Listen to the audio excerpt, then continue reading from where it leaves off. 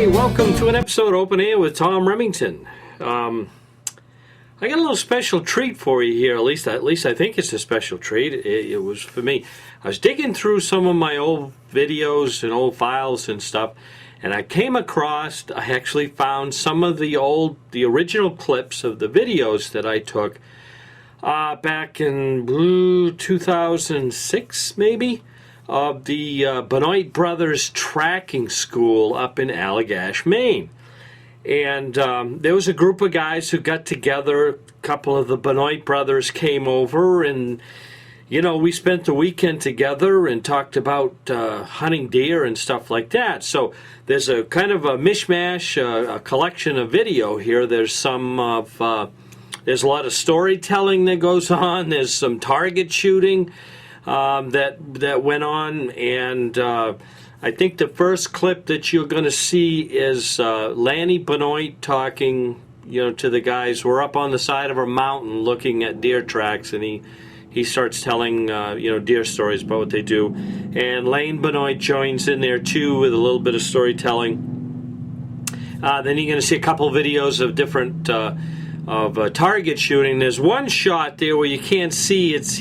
Lanny Benoit's kind of out of the picture a little bit, but he's shooting skeet from the hip, and he puts on quite a show. And unfortunately I didn't get it on video, but the guy made up his mind that if he was going to be successful at hunting trophy bucks, he better learn how to shoot. So he became a champion shooter. And then the last video you're going to see is it's a video of a guy they brought in, Bob McMaster, and I'm not sure if he still does it at the time. Bob comes from New Hampshire, and what he did was he teaches trapping and hunter safety, that sort of thing, in New Hampshire. And as I found out being there, he's quite the storyteller. So I slid the camera in there. I don't think he was aware of it. And I picked up some of his storytelling that went on. And I will kind of give you a little bit of a, you'll find slipped in there a couple of, cuss words and stuff. So just be aware of that. It's not bad, just a couple here and there.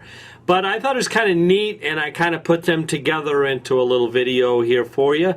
And I hope you enjoy it and have some fun with it. And we'll catch you next time on Open Air with Tom Remington.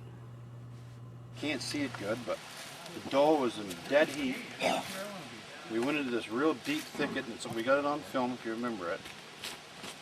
The doe ran that way and the buck ran that way. I said to Tom, the cameraman, we'll just stand here. He's going to come by.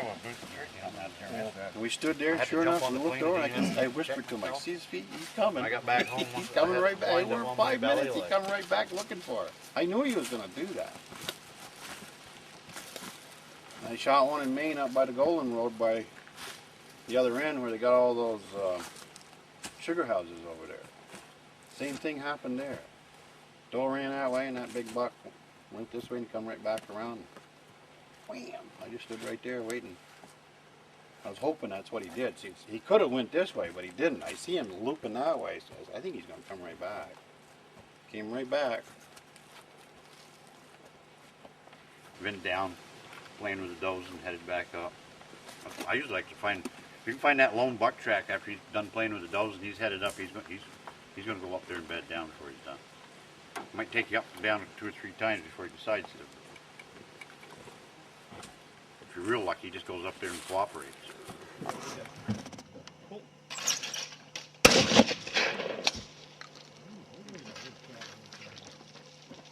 Thing is, you gotta do this. Right there, all experts. Yeah. More of a challenge if they ain't going away from you. Oh!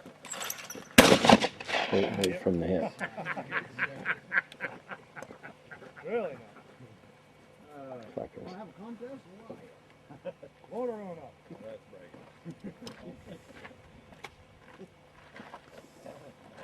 Here, shoot this one. Here, you shoot this one. Fucking guy. Oh. Hey, where did that?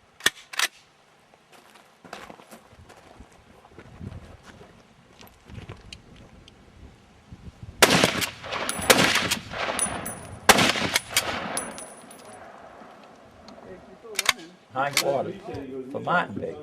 Because when you come up here martin trapping, you ain't been beaver trapping, you know. So I save them all year. And I save the loins right here on each side. Put them in a bag. Put them in the freezer, and I use that. I cut up pieces for fox bait, coyotes. But I always got to throw the carcass away. So there was a bear bothering me up in Ossipee. He kept eating my fish. And no matter what I do, I put it up on a skinny tree like that. Because there was a fisher in there I wanted to catch. That son of a gun would come there that night. He'd bend that tree down. And he was a hell of a big bear. And I think it was either 4 or 5 big beaver carcasses. I said, I know how to fix him. I'll fill him so goddamn full he won't eat my fish. I threw a full beaver carcass, probably a beaver weighed 40 pounds. Next day, it's gone. Ate. And he laid right, he ate it and laid right down beside where he ate it. Next day, I done the same thing. I done it 5 beaver carcasses, and that son of a gun ate all 5 of them. And when I finally pulled out of there, I was still feeding him beaver carcasses. A lot of beaver bears do. I don't know how much he could eat. I figured, you know, he'd get full. But what he would do was, he'd eat it, he'd be so goddamn fat and heavy, he'd lay right down right there in the snow. He wouldn't move 5 feet. I imagine that bear's still back there. I probably could go up in there and start feeding him this year and shoot his ass. Have you seen that big buffalo, Jan?